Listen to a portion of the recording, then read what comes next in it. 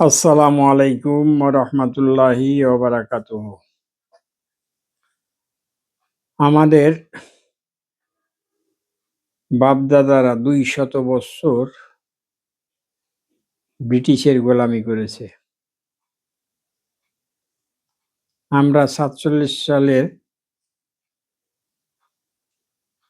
পাকিস্তান ভারত ভাগ হওয়ার পরে ইংরেজদের তাড়িয়ে দিয়ে পূর্ব পাকিস্তান পশ্চিম পাকিস্তান একসাথে থেকেও শান্তি পায়নি। শান্তির জন্য, মুক্তির জন্য, ইসলামের জন্য আমরা স্বাধীন হয়েছিলাম। ৫৫ বৎসর স্বাধীনতা অর্জন করা হলো, কিন্তু ভারতের শৃঙ্খল থেকে আমরা মুক্ত হতে পারিনি। নামে মাত্র মেজর জলিলের কথায় অরক্ষিত স্বাধীনতাই পরাধীনতা।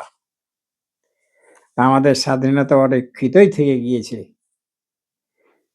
তো মেজর জলিলের ভাষায় যদি বলা যায় অরক্ষিত স্বাধীনতাই পরাধীনতা, তাহলে আমরা আসলে কি স্বাধীন ছিলাম?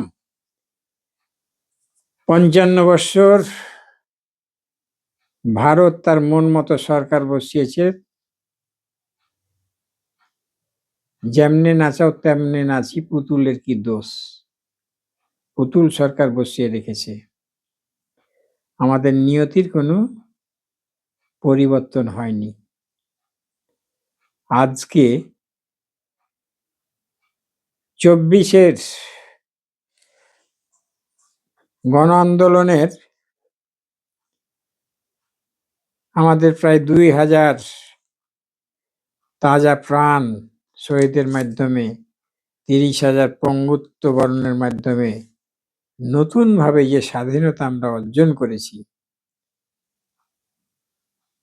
এই সুযোগ আল্লাহ আমাদেরকে করে দিয়েছেন আমাদের এই শহীদদের মাধ্যমে। আজকে আমরা ভীষণ পরীক্ষার মুখোমুখি।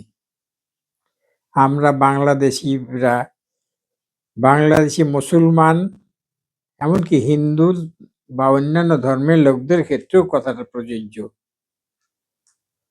সংস্কার, ন্যায়ের পক্ষে সংস্কার, অনিয়মের পক্ষে সংস্কার, চাঁদাবাজির বিরুদ্ধে সংস্কার, স্বৈরাচারের বিরুদ্ধে সংস্কার। একটা সরকার কিভাবে স্বৈরাচার হয়ে ওঠে তার নমুনা আমরা এই ৫৫ বৎসর দেখলাম। আজকে যে সুযোগ এসেছে, জুলাইয়ের সনদ নিয়ে যে ষড়যন্ত্র চলছে, শেষ পর্যন্ত আলহামদুলিল্লাহ গণভোটে গিয়েছে। আজকে আমরা বাংলাদেশিরা যদি নিজের ভালো না চাই, আমরা কি চাই সেই স্বৈরাচারের কবলে আবার পড়তে? যে আইনগুলো এই সনদে নতুনভাবে লেখা হয়েছে, প্রত্যেকটা আমাদের উপকারের জন্য। আমি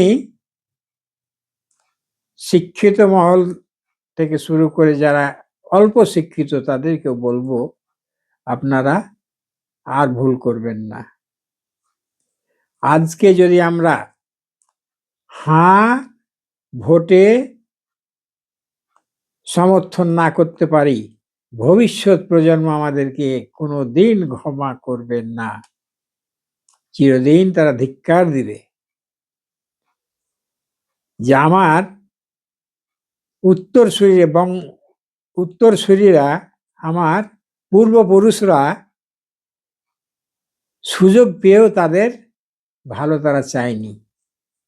তারা নিজের পায়ে নিজে কুঠারাঘাত করেছে। হ্যাঁ ভোট দেওয়া মানে ভারতের গোলামি থেকে মুক্ত হওয়া। হ্যাঁ ভোট মানে স্বৈরাচার, ভবিষ্যতে কোনো সরকার স্বৈরাচারী হয়ে আর উঠতে পারবেন না। আপনি কি চান এই যে ১৬-১৭ বৎসরের মতো স্বৈরাচারের কবলে বা পরবর্তী আপনার বংশধররা নিষ্পৃষ্ট হোক।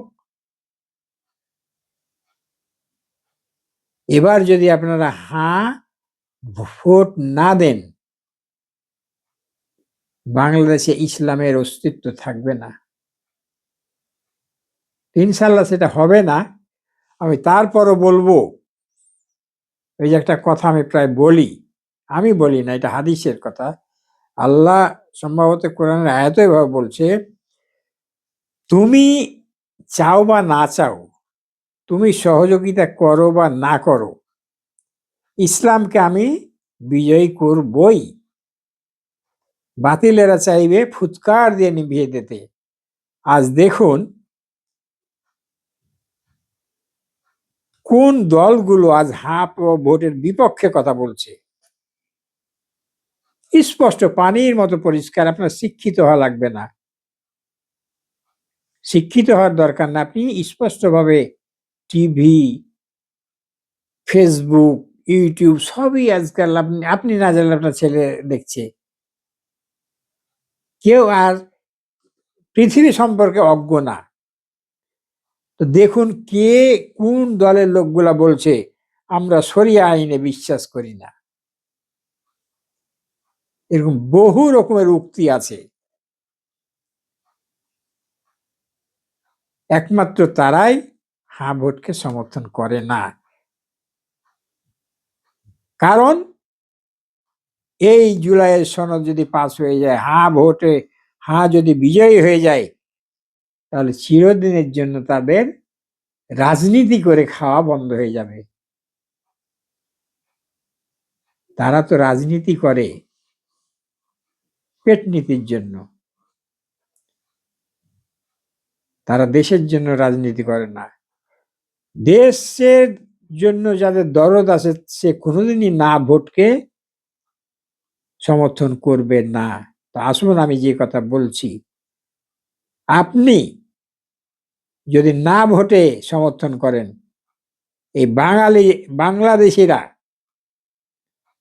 চিরদিন আপনাকে গাদ্দার হিসেবে চিহ্নিত করবে, বাংলার গাদ্দার হিসেবে চিহ্নিত করবে। ভবিষ্যতে আপনার উত্তরসূরিরাই আপনাকে গাদ্দার হিসেবে চিহ্নিত করবে, যে আমার বাবা আমার দাদা এই গাদ্দারিটা করে গেছে, যার দরুন আমরা সুখের প্রভাত দেখতে যেও দেখতে পাইনি, আবার অন্ধকারে তলিয়ে গেছি। আসুন আমরা এই ভুল আর না করি, আমরা হ্যাঁ ভোটকে জয়যুক্ত করি। আসসালামু আলাইকুম ওয়া রাহমাতুল্লাহি ওয়া বারাকাতুহু।